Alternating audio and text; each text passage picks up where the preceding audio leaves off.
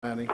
His master's in urban and regional planning from the University of Wisconsin-Madison, and a Bachelor of Business degree in real estate and urban land economics from the University of Wisconsin at Madison.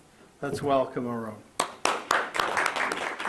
Thank you, everyone, and thanks again for having me. I take the blame for being the WisARP passenger rail manager. So we had a couple of weeks ago. It was an excellent meeting. We had representation from all of the Midwest states, and at that meeting I was asked to give a presentation at Chicago Union Station about the past, present, and future of the Milwaukee to Chicago rail corridor. Kind of put in perspective where we've come from and where we're going on that corridor. So I thought it might be you might be interested in that. I'm also going to just give a general update as well on our state activities. Let me just start about the Chicago-Milwaukee passenger rail corridor. I mean, from a WisARP perspective, currently, that is our focus passenger rail policy right now. So in 1945, and many of you probably know a lot more about this than I do, so you can feel free to chime in. But in 1945, 80 round trips daily between Milwaukee and Chicago operated on 3 railroads, the Milwaukee Road, of course, and then Chicago Northwestern, and then the Electric North Shore Line. And then we'll just fast forward to Amtrak in the 1970s. In 1971, Amtrak comes in and begins service with 5 round trips, 2 of which continue on to St. Louis. So there were Milwaukee to St. Louis run-through trains. In 1973, that St. Louis service was discontinued. In '75, one of the 5 round trips was extended to Detroit, so we had Milwaukee to Detroit run-through service. In 1975, if you remember the turboliner equipment, because I don't remember, I was 1 year old, but turboliner equipment was introduced, and that was sort of deemed as the wave of the future. And in 1977, Elvis was dead, and so was the Detroit run-through service. 1977 to '79, we had the Chicago to Twin Cities regional train. Twin Cities Hiawatha, which is basically what many of us are trying to bring back between Chicago and the Twin Cities. In the 1980s, 1981, the 1980s was a pretty bad decade for that rail corridor and for others across the country, but service was reduced to 2 round trips daily. I think 1981 was the year of the big Amtrak financial crisis, one of them. Turboliners were eliminated, Amfleets were introduced on the service. In 1984, the service went up to 3 round trips per day.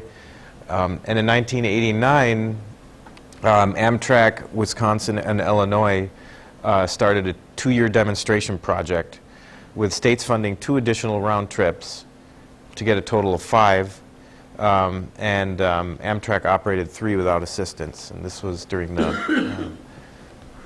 start of the Governor Tommy Thompson years. And then so this was sort of the birth of the Hiawatha service and the state support for the Hiawatha service.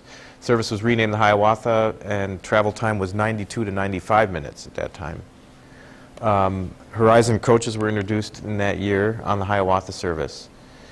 Then in the 90s, 1991 increased to 7 round trips. Amtrak was funding 3 of those, and the states were funding 4. In 1995, that was reduced down to 4 round trips daily.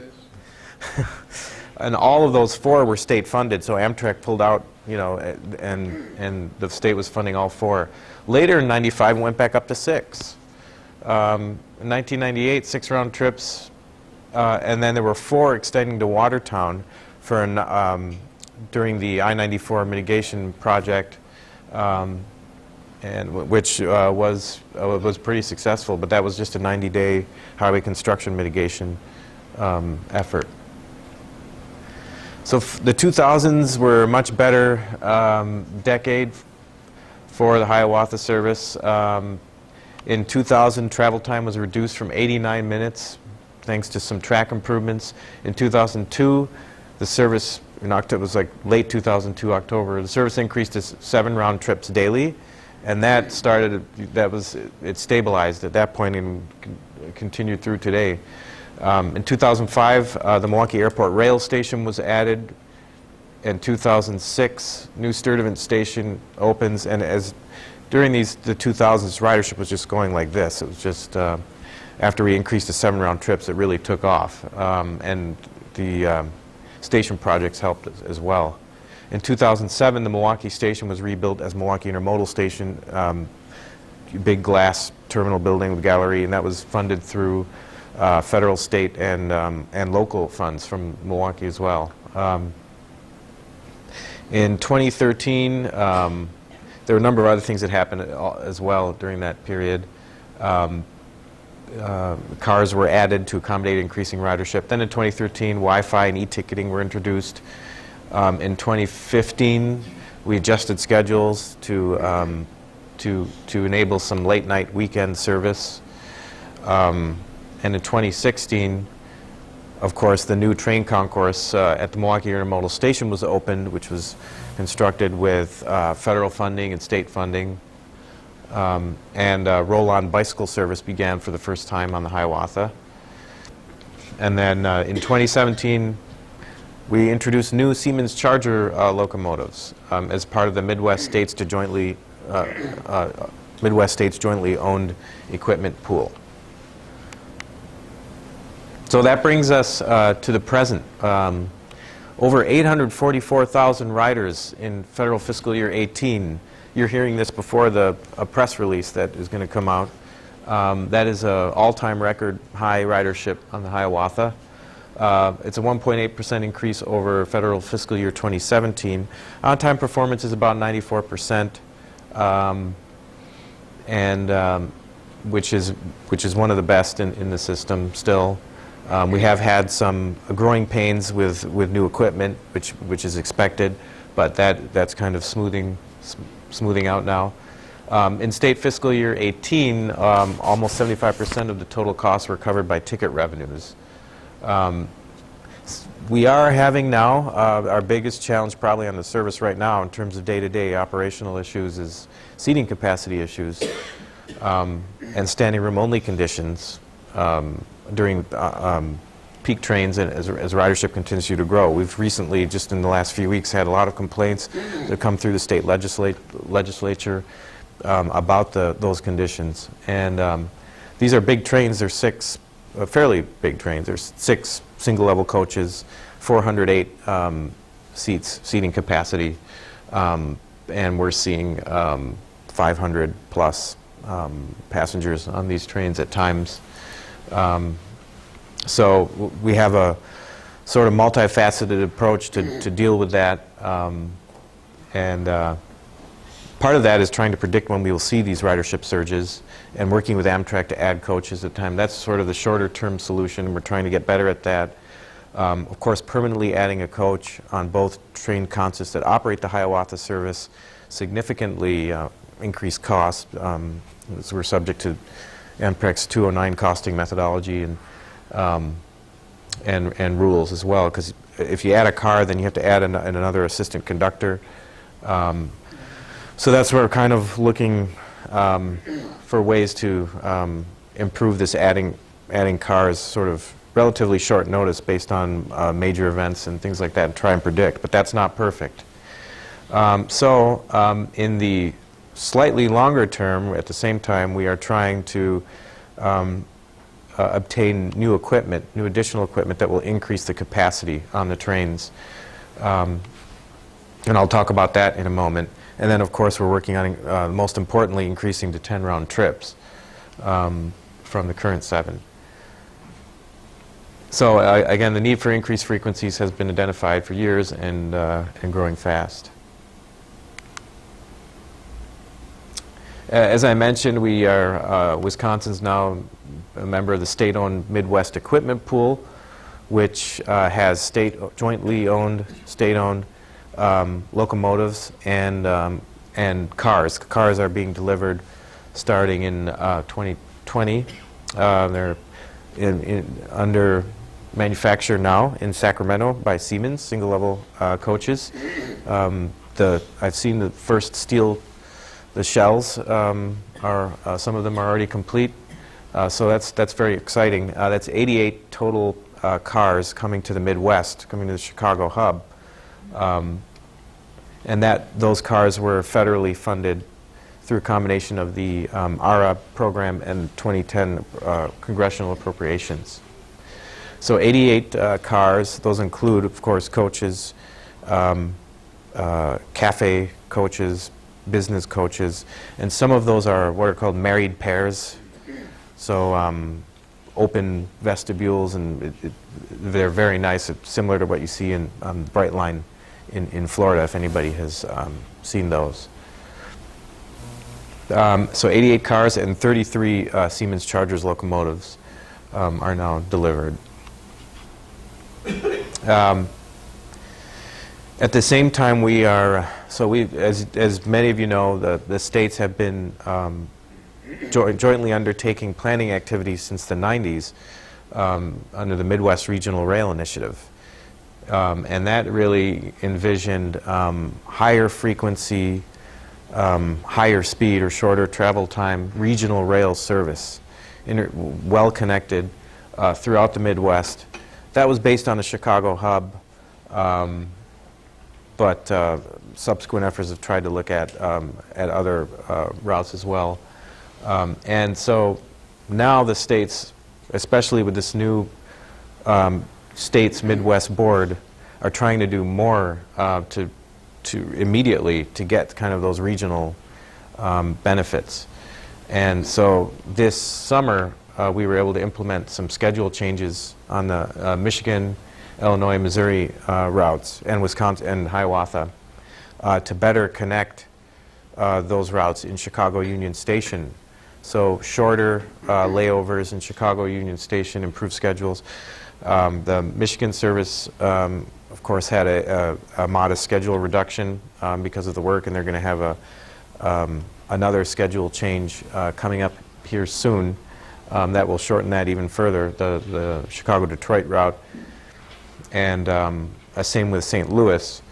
So with the reliability and the high frequency of the Hiawatha service and the improvements on those two routes and the schedule coordination going on, you'll really have a better opportunities for Milwaukee, St. Louis, twice daily, Milwaukee, Detroit, 3 times daily, better regional connectivity even now. In terms of intercity passenger rail in the country, state-supported intercity passenger rail service, and it's the Milwaukee-Chicago corridor. Of course, it's a dense corridor within the Midwest mega region which has over 10 million MPO population, just the Milwaukee-Chicago corridor.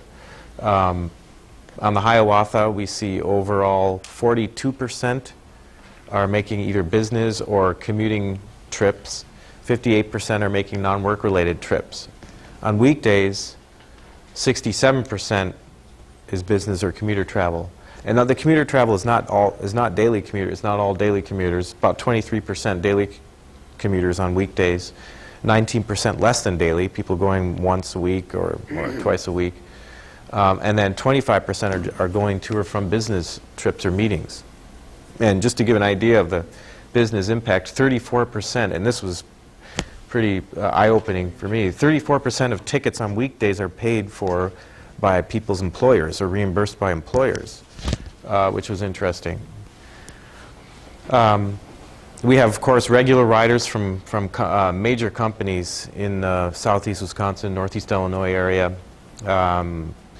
such as SC Johnson, which has multiple shuttle buses meeting trains, taking employees back and forth from their facility in Racine to the Sturdivant Station.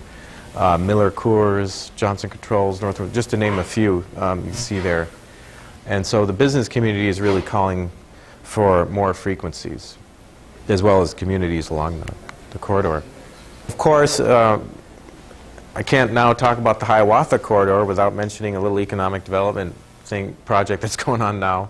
Foxconn in Racine County, up to 13,000 employees at that Racine County site. 2 miles from Sturtevant Amtrak Station. And there has been strong support expressed for rail service, strong interest in rail service, and utilizing the Amtrak Hiawatha service. So the transportation and impacts and improvements in general of Foxconn, on an 18.5-mile stretch, this is an example, on I-94 in Kenosha County, traffic is forecasted to grow from 83,000, a range of 83 to 150,000 vehicles per day currently, to 100,000 to 200,000 vehicles daily by 2034. So there is a $496 million reconstruction of I-94 north-south freeway going on, which is widening to 3 lanes, 3 to 4 in each direction, and is also being designed to accommodate future autonomous vehicles. So there's a whole host of transportation improvements that are being looked at both on the regional level, by the MPO sewer pack, by WisDOT, and the local communities on how to provide transportation for this economic development. Public transit is being looked at, bus services. Of course, there are the roadway improvements, but then also center in that discussion is improvements to the Hiawatha service. Also, the Foxconn North American headquarters are in downtown Milwaukee as well, just a mile away from the Milwaukee Intermodal station. So that brings us to a project that has been going on for a long time, well before the Foxconn development, and that is the effort to increase the Hiawatha service to 10 round trips daily. The environmental assessment, as you know, and service development plan has been going on to add the 3 additional round trips, and it is a complex project. Of course, 65 Metro commuter trains, up to 25 freight trains, and 16 Amtrak trains daily. We're proposing to increase that to 22 daily. So the results of the study, we have 6 railroad infrastructure projects in Illinois and 3 in Wisconsin that are needed to accommodate the additional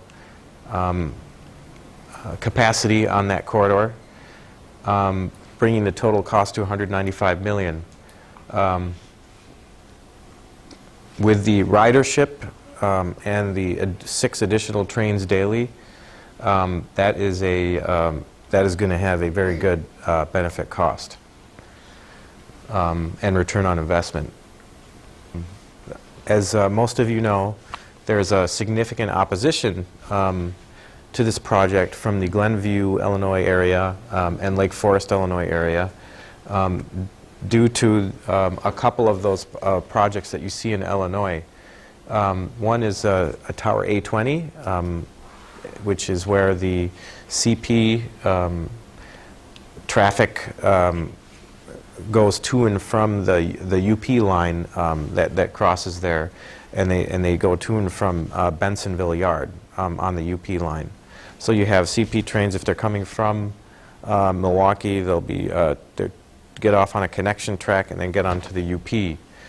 They sometimes have to stop and wait to get onto UP, or if they're on UP, have to wait to get onto CP, and right along that connection track. And there's residential neighborhoods there, and they hate that. And it's noisy, and they don't like seeing the freight train stop there. So one of the projects is to increase the length of that connection track, which lengthens it further along adjacent to that neighborhood in Glenview. And that will, in the event of a train having to hold, that'll hold it off of the CP main line or the UP main line. Right now, they hang out sometimes onto this main lines, which causes havoc and just messes everything up, has a cascading effect.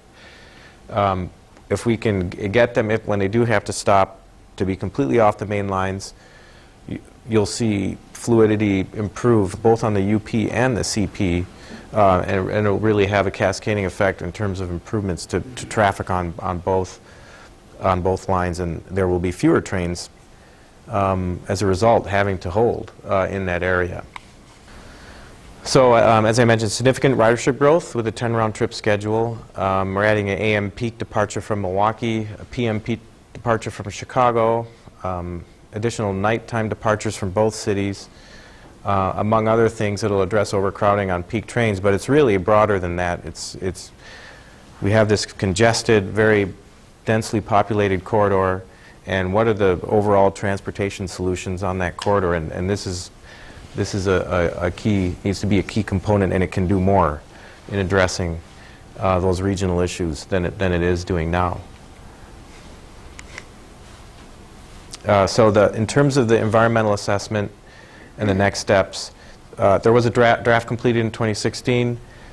Official public comment period went through January 2017, which is about 3 times the typical public comment period. But they're continuing to come in and be considered. We do have strong opposition, as I mentioned, from those communities in Lake Forest and Glenview. So the states are undertaking additional analysis and outreach to address those comments. There's additional environmental analysis that's been done, additional operations modeling, refinements to those projects, looking further into alternative design options, and undertaking additional public outreach. And all of those things are going on right now, and hopefully we'll be able to address those issues soon. But in the meantime, we need to start on this, start now, and build incrementally. So WisDOT has submitted applications for federal grants for one of the projects of those 10 round trip corridors in Wisconsin, and that's the Milwaukee Airport second platform project. And what that does, right now the Milwaukee Airport rail station has just a platform on one of the tracks, and so the passenger trains have to always be on that particular track. That limits dispatching for CP and fluidity, so adding that other platform actually adds capacity and improves dispatching fluidity through that area. And that will be a up and over access with elevators and bridge. And then also as part of, we put in an application for upgrade to CTC signaling near the Milwaukee Intermodal station, which will increase train speeds in that area that goes 1.8 miles west of the Milwaukee Intermodal station and improve reliability. And then we have also put in an application for cab coach cars and coach cars to be added to this Midwest fleet order so that the Hiawatha service can be fully equipped with these new cars. Right now, with the current base order of 88 cars, we are getting one consist equipped with the cars, but there's not enough to equip both consists of the Hiawatha service. So we put in this application for, we're getting six coaches. We put in this application for another 6 coaches, as well as cab coach cars. Caltrans is ordering cab coach cars now from Siemens. They look like the front of a Siemens Charger locomotive. It's got the same look in the front, but then in the back there's revenue seating for up to 40 to 45 people. So that's where we could get some added capacity. There's also 2 additional seats per coach car compared to the current coach cars on the regular Siemens coach cars. So we would be able to get some additional capacity, seating capacity there with that equipment. These are the latest technology cab coach cars with crash energy management. So hopefully we'll be able to get those. That's also very financially beneficial to operations of the Hiawatha. Right now we have just a cab car with converted F40 locomotive, which are very problematic, very costly to maintain, a lot of mechanical issues. No revenue seating in there. We've just got this heavy piece of equipment. We can replace that with a piece of equipment that has revenue seating in it and is much more reliable with these cab coach cars. So we have we put in 2 applications, actually. So there were 2 rounds of this CRISI program, and we put in 2 applications in 2017 round, and we've now put in 2 more applications in the 2018 round, just repeat applications. We've also put in an application for the Milwaukee Airport platform and CTC signaling under the BUILD program, which is the replacement of the Tiger program of the US DOT. There's also going to be another program coming called Federal States Partnership for State of Good Repair. Equipment is eligible for that, so we'll put that equipment application in again for that.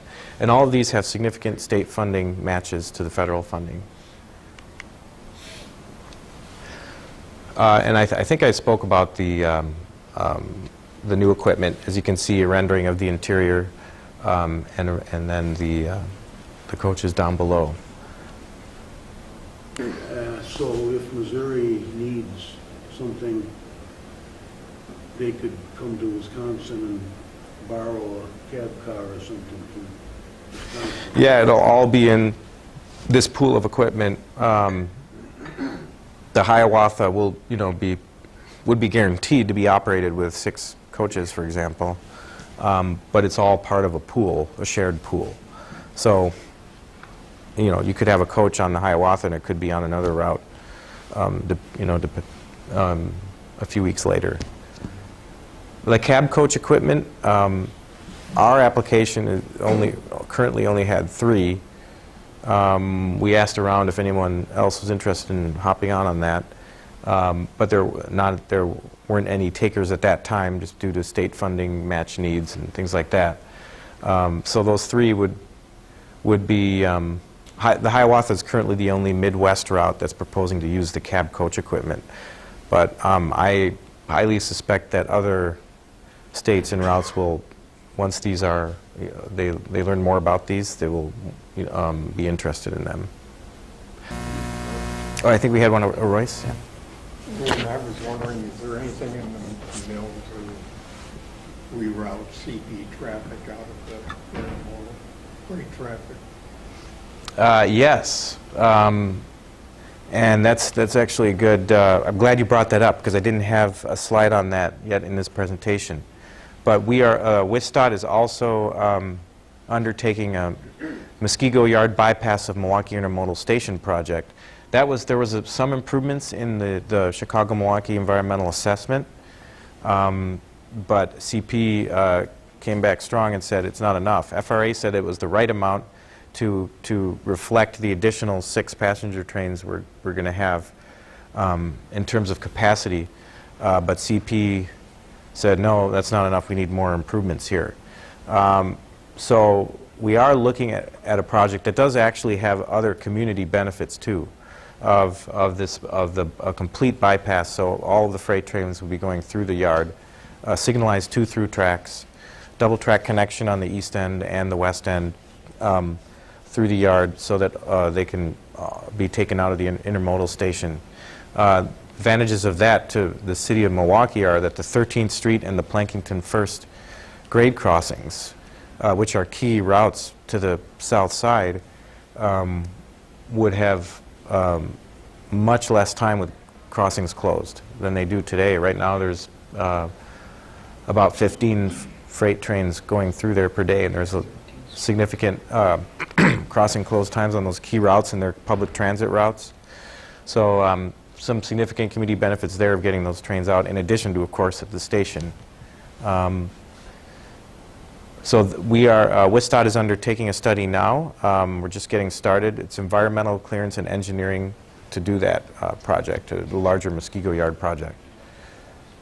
Yep. Where are we on the second train?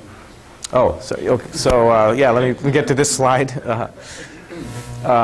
Second Empire Bel Air frequency, it's being called the TCMC, so I'm going to refer to it as that. Twin Cities, I put La Crosse in here. Twin Cities, Milwaukee, Chicago. It's a MnDOT-led study that's going on. The current phase of work is going to be complete soon. Right now there is still some train simulation modeling going on. Engineering and capital costs are pretty much done in draft form, as well as some scoping and environmental. But this phase didn't get us all the way to environmental clearance. Didn't get Minnesota all the way to environmental clearance. The next phase would be complete the environmental engineering and service development plan to be eligible for the federal funding and design and construction.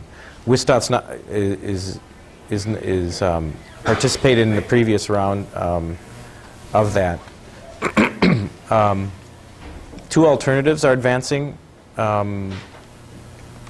that would advance to the next phase of environmental clearance to be eligible for federal funding, and that those are what's called Alternative 4A, which would be, they're really operational service alternatives that need to be looked at.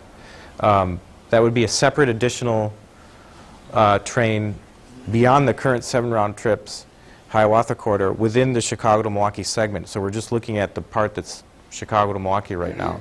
It would be an additional separate train, separate equipment on top of that, just going up to the Twin Cities and coming back. Daytime schedule. So that would be another round trip slot on CP between Milwaukee and Chicago. The railroad infrastructure costs all the way up to the Twin Cities. The current study right now is showing $54.8 million.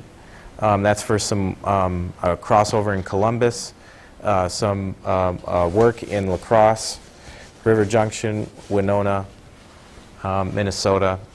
That is $54.8 million for that one. And for the other alternative, which would be an extension of one of the existing 7 round trip Hiawatha service, which has some operational complexities and challenges to it, the infrastructure cost would be 76 plus million. And that's just due to the cost difference right now is just due to scheduling and where train meets are occurring. Those numbers don't include any new equipment. Obviously, you could pursue new equipment, or you could utilize Amtrak's equipment if Amtrak was the operator.